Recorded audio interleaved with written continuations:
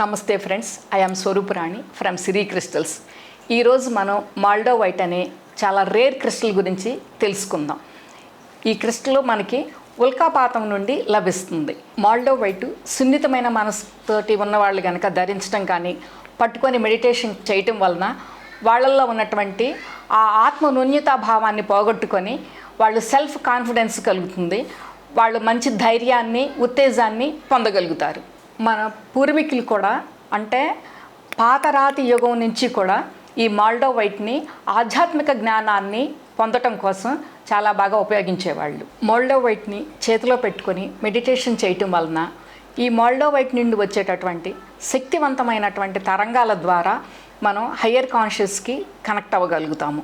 అప్పుడు వాళ్ళ నుంచి హయ్యర్ డైమెన్షన్ నుంచి తీసుకున్నటువంటి శక్తి జ్ఞానం వలన మనం మంచి హీలర్స్గా తయారవుతాము. భూమాతని, భూమి మీద ఉన్నటువంటి ప్రాణకోటిని కూడా హీలింగ్ చేయగలిగినటువంటి అంత గొప్ప శక్తిని మనం పొందగలుగుతాము. సో ఫ్రెండ్స్, మాల్డోవైట్ మీతో ఉంటే మీరు హైయర్ మాస్టర్స్ తోటి కనెక్ట్ అయి ఉన్నట్లే.